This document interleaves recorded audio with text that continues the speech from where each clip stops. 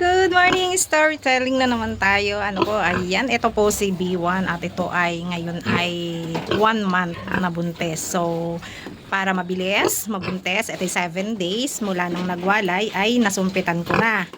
Ang paraan ko po doon ay unang araw ng walay, walang kain. At before magwalay, 2 days, ay dapat po ay reduce na yung kain niya para hindi na mag-produce na sobrang gatas. And then, nung second day, ay nagulat ako dito sa nung second day, ay kalahating kilo sa umaga, kalahating kilo hanggang 3 araw. And then, nung medyo reduce na yung gatas niya sa dede niya, ay nagsasama naman po ako ng vitamins sa painom. Ayan, para naman po ay makarecover agad at namayat pong sobra itong ating baboy na ito. At nung ito nga po ay masumpitan ay naglaglagan pa yung balahibo. Pero ngayon ho ay okay na. So yan, halatang halata na yun tiyan. At ang naging anak nito talaga ay 12. Yung isa nga lang po ay nung ilabas ay wala nang hininga. So 11 yung nabuhay.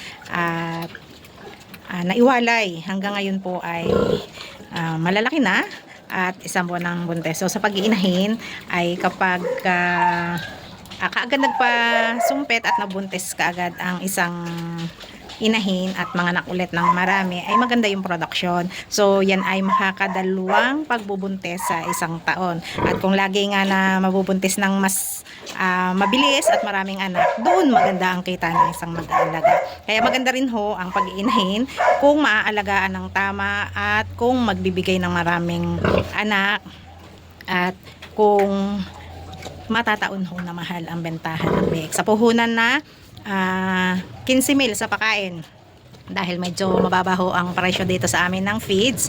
So ang aking papresyo sa inahing baboy ay 15,000. So kapag nanganak nga ho ng 10 ay inilalaan ko na lagi sa aking inahin ang 3 biik. Yun ay para sa puhunan. Kung magkano man yung presyo, kung 6,000 o 7,000, so kaya may tutubuin ng 7. Yan.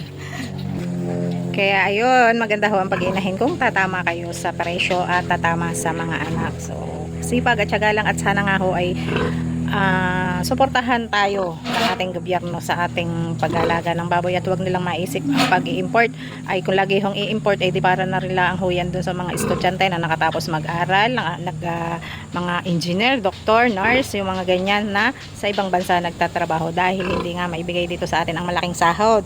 So kung gayon din naman ho ang gagawin na mag-i-import sila, ay paano ho natin mapapaunlad ang ating kabuhayan? Kaya sana ay tayo suportahan. Yun lang naman ang hinihintay natin na yung mga masisipag at matsatsaga ay matulungan at magkaroon ng